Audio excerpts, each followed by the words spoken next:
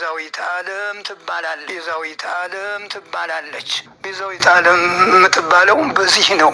ያ ከሷ የነሳውን ስጋ ከመለኮቱ አዋህዶ አምላክ አድርጎ ስለሚያድንበት ዓለምን ስላዳነ ቤዛዊ ዓለም እሱ የዓለም ቤዛ ተብሎ እሷ ደግሞ በዚህ ባለው ቅድም በጠቀስነው ሁሉ ሕሙማንን በመፈወስ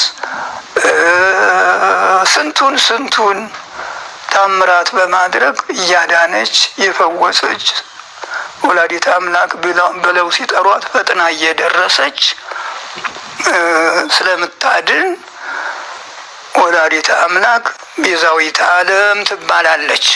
እና እንግዲህ አባቶቻችንም በየድርሳናቸው በየዝማሪያቸው ደርሰውላታል፣ ዘምረውላታል ቤዛዊተ ዓለም እያሉ።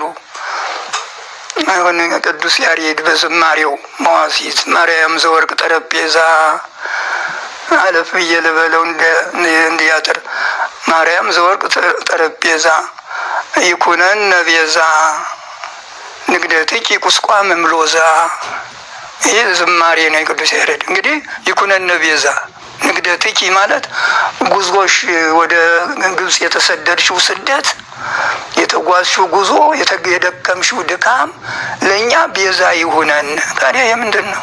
ከቅዱስ ያሬድ ልንበልጥ ነው? እሱ ሰማየ ሰማያት መጥቆ እዚያም እመቤታችን ካለችበት ገብቶ መላእክት ሲያመሰግኗት ሰምቶ መላእክት በልሳነ እሳት ይሴብሑኪ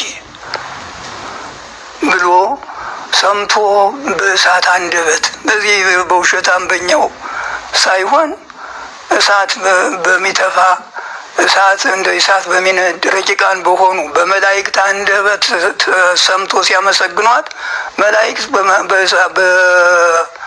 በልሳነ እሳት ይሴብሑኪ።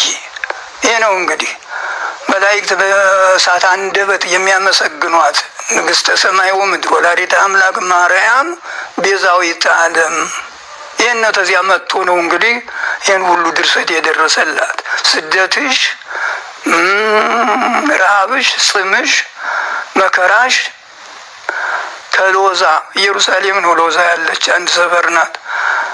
ከሎዛ ተነስተሽ ወደ ግብጽ የተሰደድሽው መሰደድ ለእኛ ቤዛ ይሁነን።